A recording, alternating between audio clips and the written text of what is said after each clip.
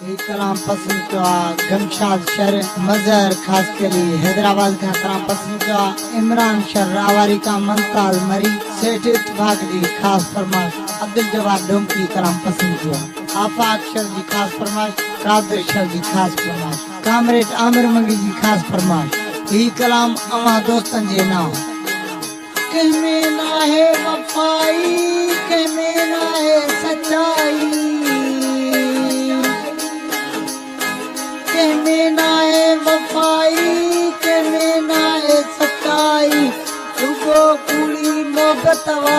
रुको कुड़ी चाहतवा अल्लाह तो बाजारी अल्लाह तो बाजारी कहमें ना है वफाई कहमें ना है सच्चाई कहमें ना है वफाई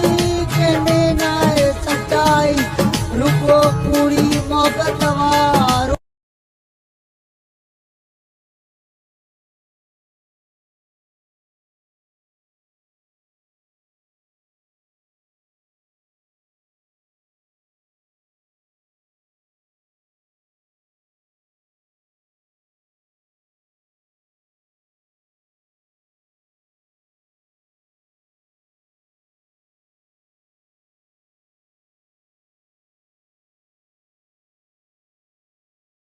चार दिन था पोए दिल तलाहिन था तेरा प्यार दिन था पोए दिल तलाहिन था चमक न्याय सारी अल्लाह तो बाजारी अल्लाह तो बाजारी अल्लाह तो बाजारी कहमें ना है सच्चाई कहमें ना है वफाई रुको कुड़ी मोहब्बतवा रुको कुड़ी चाहता अल्लाह तो बाजारी अल्लाह तो बाजारी अल्लाह तो बाजारी अल्लाह तो बाजारी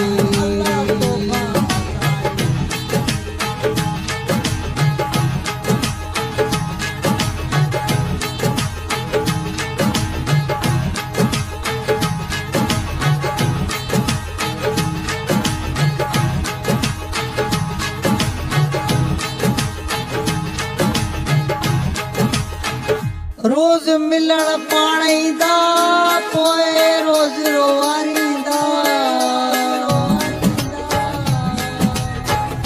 रोज मिलन पाणीदा पोए रोज रोवारीदा घाटी तंगी तैयारी अल्लाह तो बाजारी अल्लाह तो बाजारी अल्लाह तो बाजारी अल्लाह तो बाजारी कहमें ना है वफाई कहमें ना है सच्चाई रुको पूरी मोहब्बतवा रुको पूरी चाहता अल्लाह तो बाजारी अल्लाह तो बाजारी अल्लाह तो बाजारी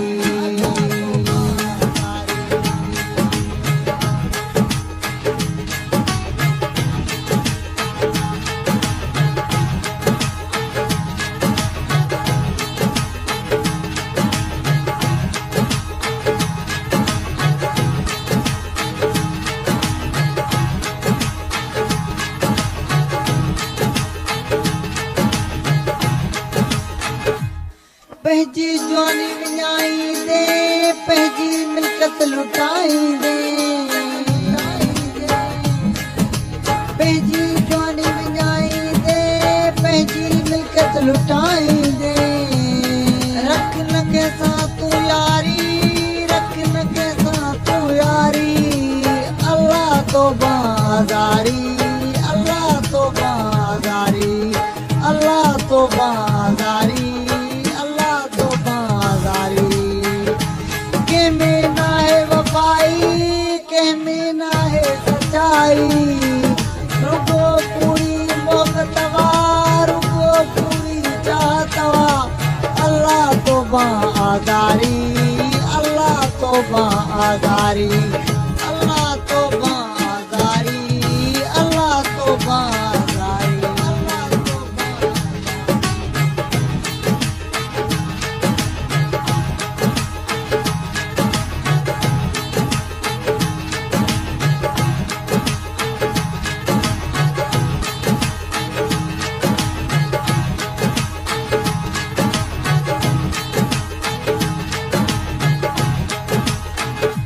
पंहिंजो वक्त न विञाए तूं, न कंहिंसां दिल लॻाए तूं, पंहिंजो वक्त विञाए न तूं, कंहिंसां दिल लॻाए न तूं। सच चवई तो मजीद मरी, सच चवई तो मजीद मरी, अल्लाह तौबा आजारी, अल्लाह तौबा आजारी, अल्लाह तौबा आजारी, अल्लाह तौबा आजारी। कंहिंमें ना है वफाई,